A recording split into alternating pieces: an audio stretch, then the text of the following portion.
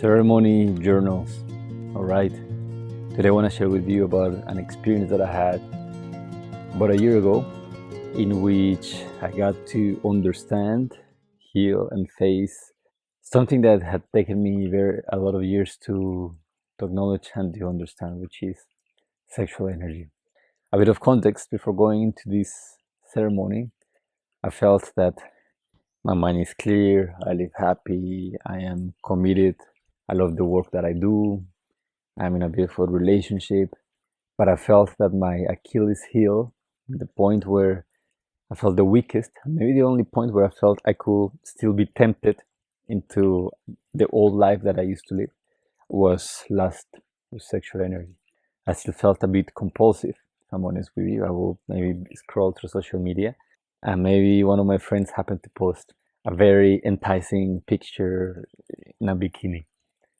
And I would look at it and feel like my whole body has this orientation towards wanting to drink that in, wanting to just admire and rejoice in the pleasure, and I guess all the hormones that I will wake up within me. And I felt desire, but it also came with a lot of judgment, because I felt like I am engaged now. Why am I feeling this way? Does it mean that I want to be with other women than my wife? Does it mean that I haven't healed? Is this still compulsion, sexual compulsion? Am I still addicted to women and sex? Why have I not gotten over this if I've drank medicine so much and I've done so much work? So it was always riddled with a mix of things. Part of me had desire, admiration, and excitement from it.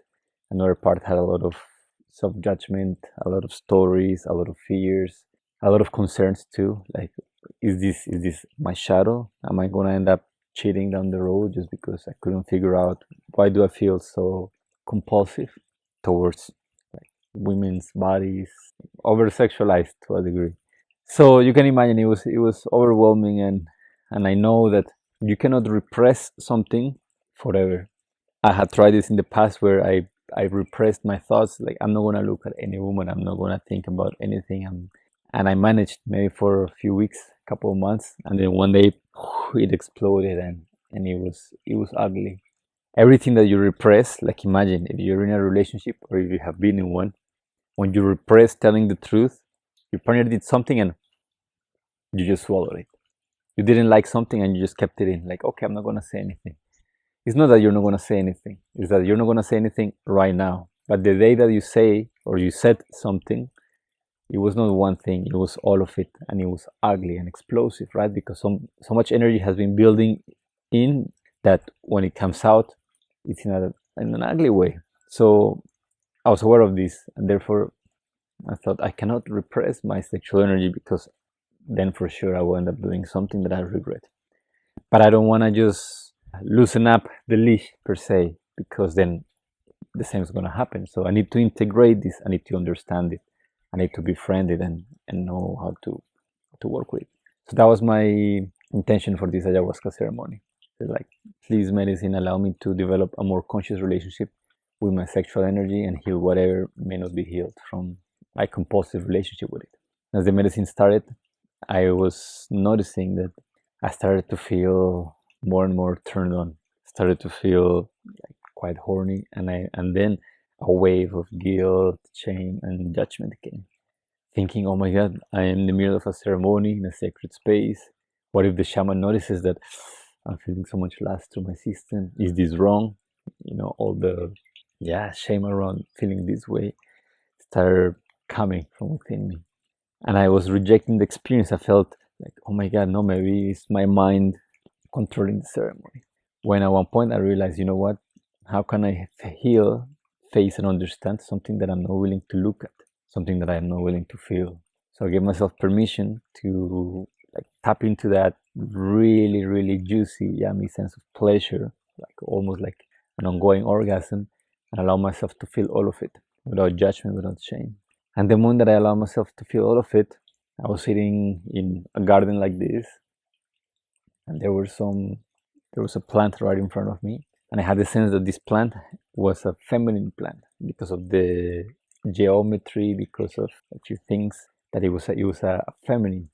And I started to feel so much passion and desire, like as if I was looking at the hottest woman in front of me. And I started looking at the plant. I felt, oh my God, what is this? Why am I feeling turned on towards the plant? Then I took a deep breath, look at the sky, and then the clouds and the air and the blue. It all felt yummy. And I thought, oh my God, what is happening? Then I looked at the earth, and then there are ants walking, and I'm thinking, oh my God, this is so good. And then I started laughing because I realized that everything was making me horny, that I felt turned on towards everything. I turned around and I saw everybody that was in ceremony, and I saw them as like with so much intensity. And in that moment, I realized that intensity, that passion, that aliveness is not in the boobs or in the ass of a woman that looks a specific way, but that aliveness is within me. And I understood that aliveness, that sexual energy, is no different from the life force. It's the energy that moves through everything. It moves through a plant, it moves through an ant, it moves through the skies into our blood. And that the only issue was that it was not that I was feeling a lot of desire towards a woman, but that I was only feeling desire towards a small group of women. Because this exclusion of everything else meant that I was fixated and obsessed and maybe attached and wanting to have, or thinking that I wanted to have the hot woman next to me. Why? Because I felt that she was the key for me to feel so much pleasure. But then the medicine showed me, it said, you're using her as the key. But in reality, all of life is like the yin and yang, is a cosmic intertwining of masculine and feminine, of light and dark. It's a constant receiving and penetrating of energies. Every moment the air is penetrating our skin, we are inhaling something that the atmosphere is pushing inside of us. We're exhaling and penetrating the moment with our breath, with our attention, with our energy. Life itself is a sexual dance, which means a dance of polar energies. And I understood that my job was not to suppress this energy, but to let it touch every single part of my life, the way that I breathe, the way that I sit, the way that I walk.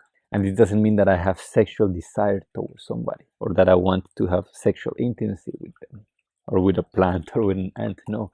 But it means that I allow that charge and that pleasant sensation to be present in what I do.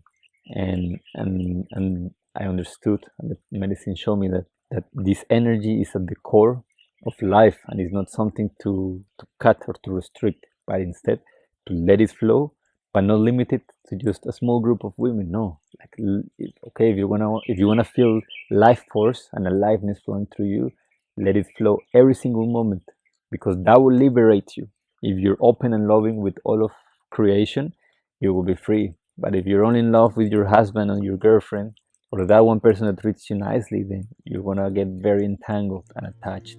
So this was my insight. I hope that hopefully you related to it, that maybe it sparked some possibilities and the desire or consideration to come and drink plant medicine in Colombia whenever you feel ready. If you've drunk ayahuasca and you had a profound learning experience, I would love to hear about it. Share it in the comments. Maybe it can inspire somebody else who's on the edge, on the fence. Otherwise, like and subscribe. We have the links below for our retreats, preparation and integration programs, and much more. Talk soon.